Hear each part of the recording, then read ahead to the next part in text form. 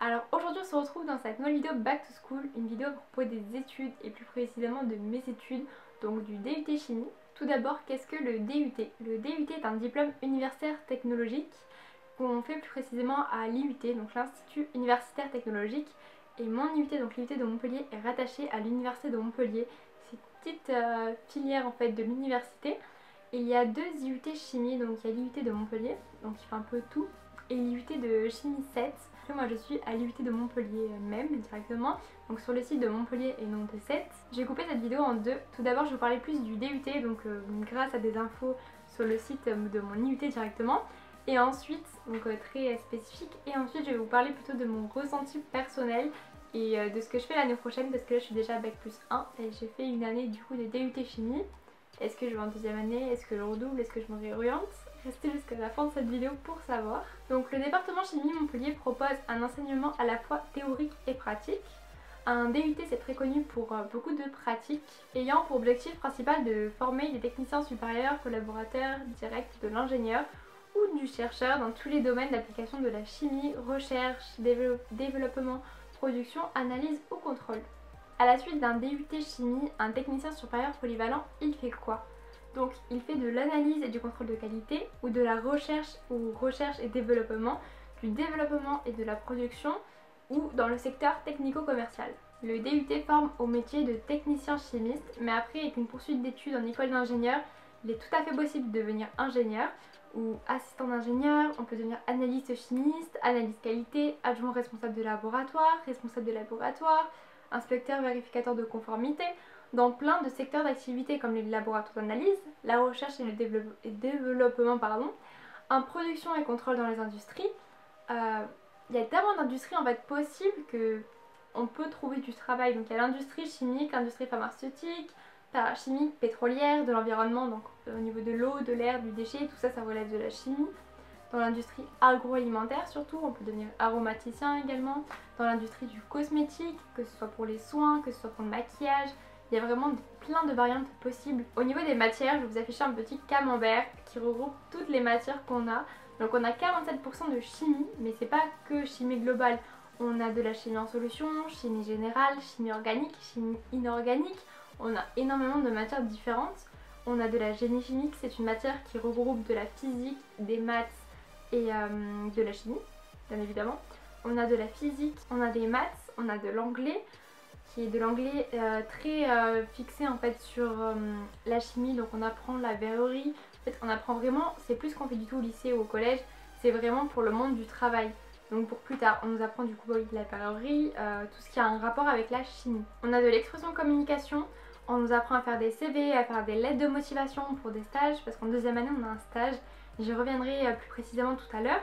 Donc vraiment autour de ça, en fait, du monde du travail, de comment nous adresser à nos futurs employeurs, comment rédiger des emails pour trouver un stage, plein de choses comme ça, et on fait énormément d'oraux. Ensuite on a le projet personnel et professionnel, donc on appelle ça le PPP. On est suivi du coup par la même prof que l'expression communication la plupart du temps, et on fait tout un projet autour, et à la fin on a une soutenance, on a un oral. Ensuite on a de l'informatique au début, en première année en tout cas. On apprend, enfin on se sert du traitement de texte, mais on voit des choses un peu plus complexes qu'on n'a pas l'habitude de voir. Et ensuite au deuxième semestre on apprend à faire du HTML, on crée des sites, voilà. Ensuite on a de la chimiométrie qualité 2% et on a de l'HSE, donc hygiène, sécurité et environnement 1%. En fait c'est juste une matière qu'on a en premier semestre durant 10 heures, donc on a 1 heure par semaine pendant 10 semaines. On a de l'HSE et c'est une matière qui nous apprend juste avant en fait d'avoir les TP. Il nous apprend qu'il faut bien mettre les blouses et les lunettes, dans quel cas, quels sont les numéros à appeler en cas de problème lors d'un TP. C'est vraiment pour nous apprendre toute la sécurité par rapport à la chimie, parce qu'on manipule quand même en TP des choses très dangereuses. Donc il faut bien savoir les utiliser, et en cas de problème, il faut savoir aussi comment réagir. Le DUT en formation classique se fait en 2 ans et en alternance se fait en 3 ans. Mais moi j'ai plus vous parler de la formation classique car c'est ce que je connais. Donc c'est 4 semestres. Donc la première année il y en a 2, la deuxième année il y en a 2, voilà. On a 20% de cours magistraux, donc en amphi, donc avec toute la promotion, tout le monde dans l'amphi, donc c'est les leçons, clairement voilà, c'est des amphis, c'est les leçons qu'on voit. Ensuite on a 40% de travaux dirigés, les TD, Donc on est par groupe de 27, donc c'est notre classe, la promo est divisée en 4, donc c'est vraiment notre classe, notre TD, et c'est là qu'on fait tous les exercices, tout ça. Donc en amphi on voit vraiment que la leçon, et en TD on fait tous les exercices liés à la leçon. Et ensuite on a 40% de travaux pratiques, donc DTP, où là notre TD est encore coupé, donc coupé en deux, et on est par groupe de 12-14 personnes. Le premier semestre c'est énormément de théorie parce qu'on ne peut pas nous lancer comme ça à l'aveugle sur des TP super compliqués si on n'a pas la théorie derrière. Le deuxième semestre c'est un peu plus de TP, et le troisième semestre c'est pareil mais énormément de TP cette fois-ci. Et au quatrième semestre on a 8 semaines à peu près de cours, quelque chose comme ça. Et début mars on part en stage jusqu'à fin juin, donc il y a 12 semaines de stage, et en gros le semestre 4 ça compte pratiquement sur le stage. Pour intégrer le DUT il faut soit avoir fait un bac S comme j'ai fait, soit avoir fait un bac STL, soit avoir déjà fait 1 an de prépa, soit avoir fait 1 ou 2 ans de PACES. Les qualités requises sont aimer la chimie et les sciences en général, aimer le travail en équipe et en laboratoire. Il y a énormément de travaux de groupe. Les chimistes sont responsables, imaginatifs, curieux, polyvalents, créatifs et rigoureux. Et l'inscription se fait par Parcoursup. Au niveau de la poursuite d'études, on peut travailler au bout des 2 ans après l'obtention du DUT en fait, tout simplement. Au bout de 2 ans d'études avec un bac plus 2, on peut directement travailler parce qu'on est considéré comme un technicien chimiste. Donc on a le diplôme pour travailler. Mais peu de gens le font, la plupart font une L3, donc ils font 1 an de plus, une licence professionnelle dans un IUT, ou même à la fac, il y a certaines facs qui le proposent, la fac de Montpellier en propose. Et la licence professionnelle se fait par alternance, donc il y en a qui partent en école d'ingénieur, il y en a qui partent en cursus à l'étranger, il y en a qui partent en école de commerce pour faire justement technico-commercial, et on peut faire aussi un DUTI, donc c'est une année supplémentaire où on part à l'étranger, en fait dans notre DUT on fait les 2 ans de DUT, plus une année à l'étranger dans la même section. En fait, mais ça je pourrais pas trop vous en parler parce que je me suis pas plus renseignée que ça. Là j'ai devant les yeux, avec le DUT, environ 5% des étudiants choisissent de s'insérer dans la vie professionnelle après l'obtention de leur DUT. Ils intègrent souvent l'entreprise dans laquelle ils ont effectué leur stage. Donc ça c'est très vrai, si l'entreprise dans laquelle on a effectué notre stage de 2e année nous plaît et que nous aussi on leur plaît, souvent ils peuvent proposer par la suite quelque chose d'autre. Donc soit faire la licence professionnelle en alternance chez eux, soit une offre d'emploi, tout dépend de l'entreprise, tout dépend de la personne qui exerce le stage aussi. Donc voilà, ça dépend de plein de facteurs. Ah oui, et concernant le stage de 2e année, on peut soit le faire en France, donc étant donné que c'est un stage de plus de 2 mois, parce que c'est 3 mois, on peut être rémunéré, donc c'est pas des masses, mais c'est rémunéré comme un stage, c'est déjà ça. Soit le faire à l'étranger, par contre à l'étranger ce n'est pas rémunéré, il faut tout prendre en charge, donc il faut prendre en charge le déplacement, s'il y a un visa, prendre en charge, il faut prendre en charge le visa, l'hébergement, la nourriture, il faut vraiment prendre plein de facteurs en compte. Mais voilà, ça peut être intéressant de faire quelque chose à l'étranger, c'est toujours bien sur notre CV, pour nous, pour nous-mêmes en fait, c'est super bénéfique. Donc ça, c'est à voir avec l'IUT dans lequel vous êtes directement. Soit ce sera une offre de stage qu'ils vous proposeront, qui du coup va vous aider à trouver le stage, soit vous l'aurez trouvé de vous-même. Enfin, ça, c'est à voir par la suite, genre vraiment c'est pas du tout ce à quoi on se soucie en première année. Maintenant je vais plus vous parler de mon ressenti au niveau de l'IUT et plus précisément du coup du DUT chimie. Donc l'IUT de Montpellier est très bien situé, pas de problème à ce niveau là. Après on est à 3 minutes de tram de la fac de sciences. Donc là où il y a le restaurant Crous du coup pour manger le midi. Sinon on a une cafette, mais ça faut faire très attention. On mange pas très bien la cafette, clairement. Les plats sont déjà prêts par le Crous qui sont pas très bons. Donc on va plus vers les pizzas, vers les américains. J'en dirai pas plus parce que voilà, j'ai dépensé tellement d'argent là-bas en sachant que j'ai fait juste de septembre à mars parce qu'après il y a eu le confinement et j'ai pris à peu près 6 kilos.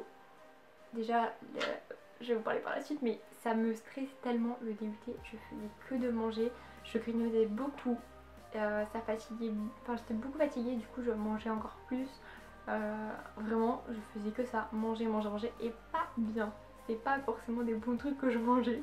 Les McDo aussi parce qu'on n'est pas très loin d'un McDo en voiture, j'en ai fait je sais pas combien, clairement c'était la décadence.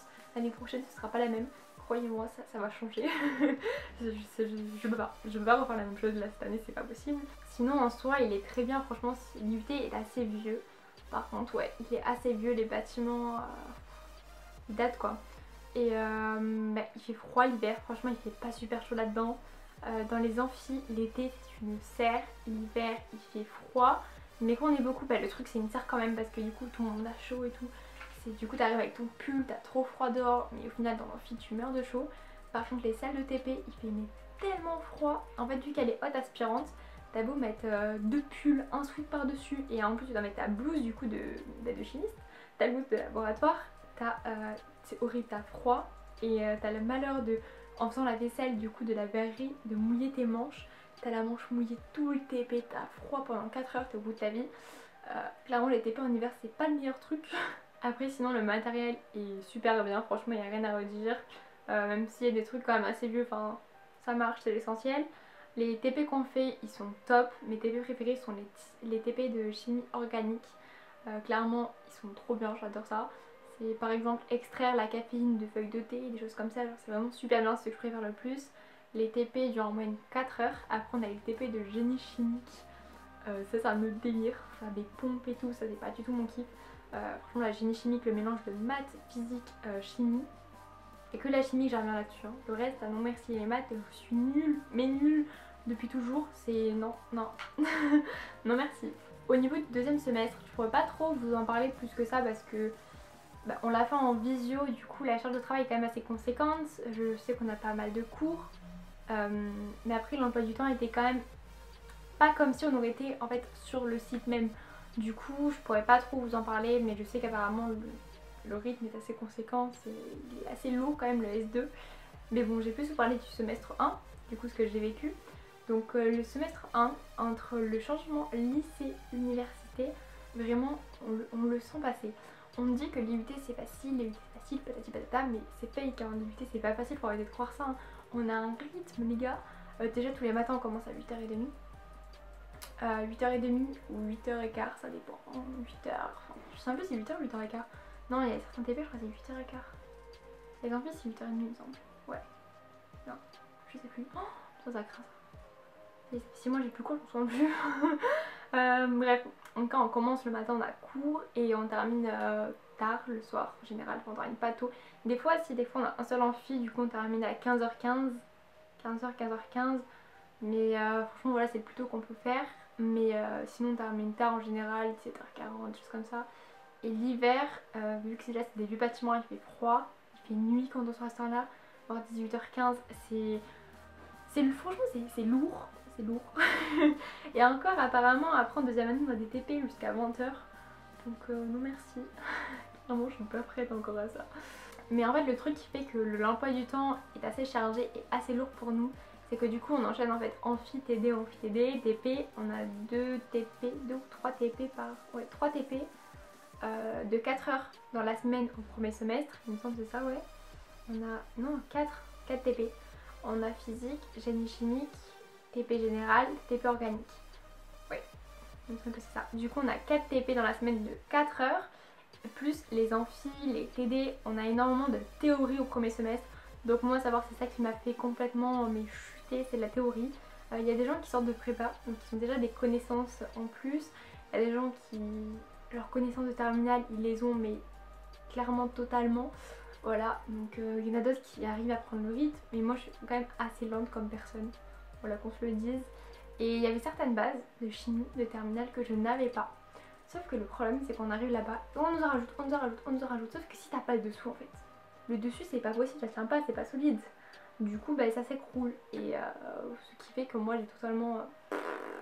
voilà, clairement mon premier semestre c'est la décadence. J'essayais mais j'étais complètement à la ramasse. La fatigue, le rythme, c'était une horreur. Et en plus de ça, on a partiel le samedi matin. Retenez bien ça parce qu'il n'y a personne qui le sait, j'ai l'impression. On a partiel un samedi sur 2 à l'IUT de Montpellier. À partir d'à peu près octobre, septembre on est tranquille. À partir d'octobre, on a un partiel, non 2 partiels toutes les 2 semaines. Donc on a un samedi matin, on a 2 partiels à la suite. Et c'est ça toutes les 2 semaines. Arrivé en janvier, on a une semaine de partiels écrits. Donc les partiels théoriques. On a une semaine de partiels de TP et ensuite donc on tire au sort un sujet et on tombe sur un sujet de TP et ensuite on a des soutenances de PVP, donc de projet professionnel, je sais plus, bref PVP. On a un oral, du coup une soutenance de PVP. On est en groupe au premier semestre, au deuxième semestre c'est individuel. Au niveau des évaluations après en anglais c'est vraiment comme au bac, c'est compréhension écrite, compréhension orale, on a de l'expression orale. clairement c'est ça. Après les profs sont toujours les mêmes pour les mêmes matières et on remarque vite leur manière de fonctionner. Du coup c'est soit t'accroches, soit t'accroches pas, mais vaut mieux accrocher, voilà. Et pour les partiels aussi tu comprends vite leur manière de fonctionner. Et certains profs sont là, oui clairement ils sont là pour te faire baisser ton moral et pour en fait te faire partir, parce qu'au début de l'année on est 120, à la fin de l'année on est peut-être 90, 100 personnes à rester, et en fait en deuxième année il y en a que entre 70 je crois et 80 personnes qui passent en deuxième année. Donc au début on est 120, où vont ces 50 personnes là? Donc il y en a qui abandonnent, il y en a qui n'ont pas les résultats pour, du coup qui partent, il y en a qui redoublent, il y en a qui se réorientent, il y a vraiment plein de choses différentes. Mais les profs, du coup, les premières semaines, il y en a un ou deux, ouais je pense un ou deux, qui sont là vraiment pour te tacler, mais à fond, pour qu'en fait tu partes, ils sont là pour te montrer que c'est dur, que t'as pas ta place ici en fait, pour savoir si t'as vraiment le moral, le mental pour rester ou si tu pars. Et après il y a des profs au deuxième semestre, si t'arrives c'est la même chose, alors, vraiment c'est de pire en pire. T'as certains profs qui sont là exprès pour ça, c'est...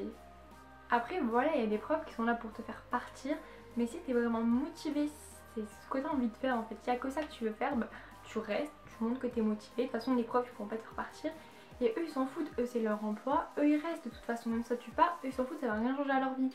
Du coup non, tu montres que toi t'es là, t'es motivé, tu veux rester, donc tu restes, c'est tout. Ils peuvent te jarter à la fin de l'année, mais ils peuvent pas te jarter avant. Au cours du premier semestre, on nous fait passer aussi le diplôme de secourisme. Je sais plus comment on appelle ça autrement. Je sais qu'il y a le nom spécial, mais je sais plus comment on appelle ça. Moi, je l'avais déjà passé en quatrième, mais il n'était plus valable, donc je l'ai refait. De toute façon, je ne trouvais plus le diplôme. Et du coup, pendant une journée, il y a des pompiers qui viennent aller lutter, donc on est par groupe, à peu près 10 personnes, je crois, un peu plus, 12, je sais plus. Et ils nous font passer le diplôme de secourisme, ils nous font la petite formation, donc ils nous apprennent à faire du bouche à bouche, à faire un massage cardiaque. On fait deux ensemble. Si un bébé s'étouffe, on fait quoi? En cas de brûlure, comment réagir? Les numéros à appeler? Si un accident de voiture, on fait quoi? Voilà, tout simplement. Je sais pas si... Enfin, je pense qu'à peu près tout le monde voit ce que c'est le diplôme de secourisme. Mais on est obligé de l'avoir étant donné que c'est une profession, du coup, technicien chimiste ou même chimiste par la suite. C'est une profession où on travaille avec des produits quand même assez dangereux. On doit avoir ce diplôme pour savoir quoi faire dans les moments délicats. S'il arrive un problème, on doit savoir comment réagir. Donc ça dure une journée. Si on a le diplôme, ben on l'apporte au début de l'année, on le fait pas, on est dispensé de la journée. Soit ben voilà, on le fait et après on a le diplôme. Donc moi personnellement je l'ai fait, donc là cette année je le referai pas. Donc je vous explique ce que je fais l'année prochaine dans la suite. Mais en général du coup ce qu'on voit au premier semestre c'est énormément de théorie. Chimie organique c'est tout ce qui est nomenclature en chimie au lycée. Et c'est vraiment en fait quelques trucs qu'on voit au lycée mais on nous en rajoute des tonnes par dessus. Voilà, mais ça reste des choses quand même assez, on va dire, basiques. Mais c'est des choses dont on aura besoin tout le long de notre vie si on fait un travail là-dedans. Qu'est-ce que je fais l'année prochaine? Alors l'année prochaine je redouble. Je redouble pourquoi? Je vous explique. Alors mon semestre 1 je ne l'ai pas validé. Clairement c'est mal passé, voilà.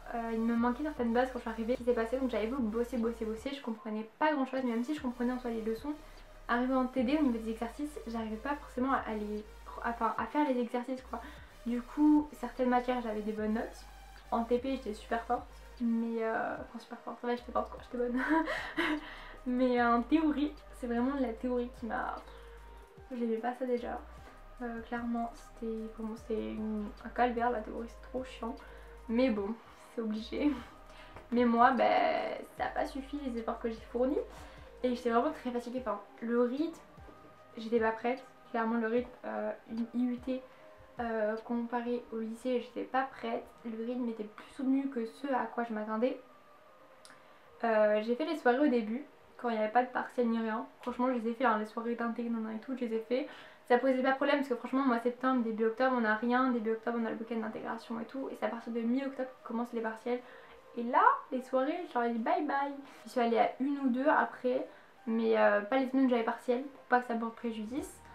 Donc voilà, j'ai bossé, mais mon travail devait porter ses fruits. Mais du coup, quand j'ai eu les résultats du semestre 1, j'avais carrément envie de me sentir déscolarisée. Je sais pas, j'étais au bout de ma vie, clairement. J'ai envie de me réorienter directement, je sais pas, mais d'arrêter quoi, c'était pas possible. Le moral il était plus présent. Mais bon, j'ai continué au S2, on m'a aidé avec les cours, j'ai fait une remontada dans le classement. Mais ça n'a pas suffi étant donné qu'au S1, les matières où j'avais le plus de mauvaises notes c'était les matières de chimie. Voilà, en expression, communication, informatique, anglais, là j'avais des bonnes notes. Hein. Alors quand c'était de la chimie, il n'y avait plus personne. Hein. Du coup ils ont préféré me faire redoubler quand même parce que c'était des trucs importants. Et le problème c'est que c'est des notions qu'on aura besoin toute notre vie. Plus tard quand tu vas travailler dans la chimie, tout ça en fait tu auras besoin de tout ce que tu auras appris durant les 2 ans. Tu peux pas faire l'impasse sur certaines choses, surtout ce qu'on voit au S1 c'est quand même les notions, les bases des choses que si t'as pas, la suite ça va être compliqué.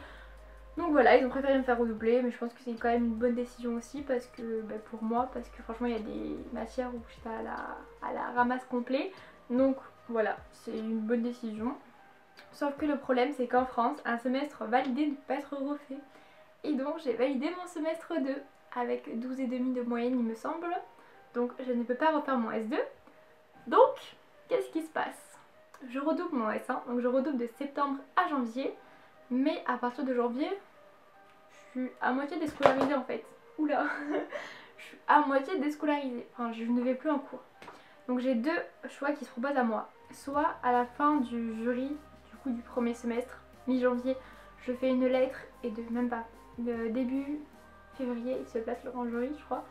Je fais une lettre, je demande en vue des circonstances que le deuxième semestre je l'ai fait en visio, je l'ai fait chez moi, les TP étant en visio, que je préfère le faire en fait en réel, en vue des circonstances, s'ils peuvent accepter le fait que je refasse mon S2. Mais du coup je perds toutes mes notes, je perds tout, je repars à zéro. Et donc soit je fais ça, mais ils peuvent accepter ou peuvent refuser. Soit directement je trouve un stage, donc dans un labo ou autre, ou même un intérim dans la chimie. Mais en gros je serai en stage dans la chimie de du coup février à juin.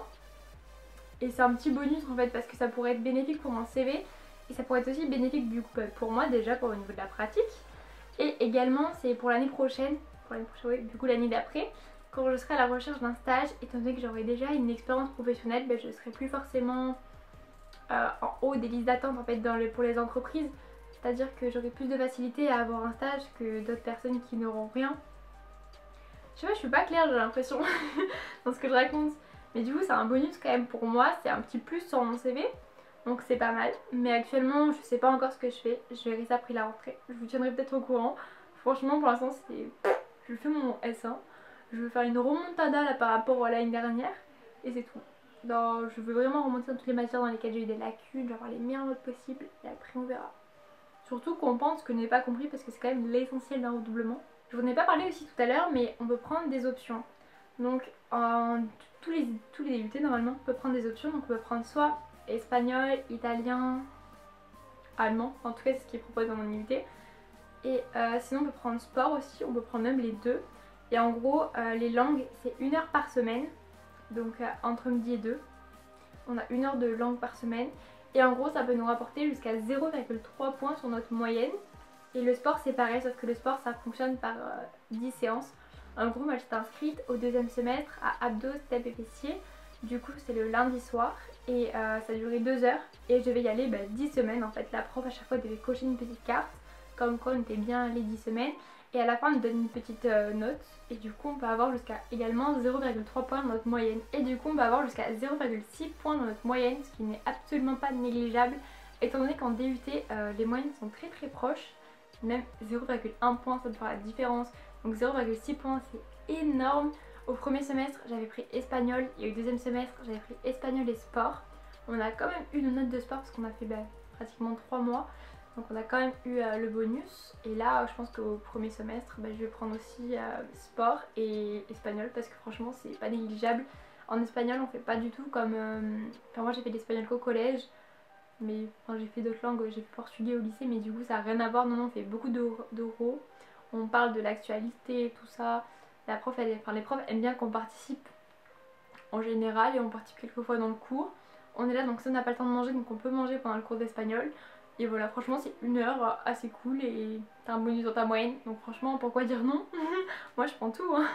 Cette vidéo est maintenant terminée, j'espère qu'elle vous aura plu. N'hésitez pas à mettre un pouce bleu si c'est le cas. Et surtout j'espère que j'aurai été claire parce que là j'ai parlé pendant presque 1 heure. J'ai raconté ma vie, j'ai fait que de parler. Du coup j'espère que j'aurai été claire, que vous aurez compris ce que j'essaie de faire comprendre. Et voilà, je vous dis à très bientôt dans une nouvelle vidéo. Salut!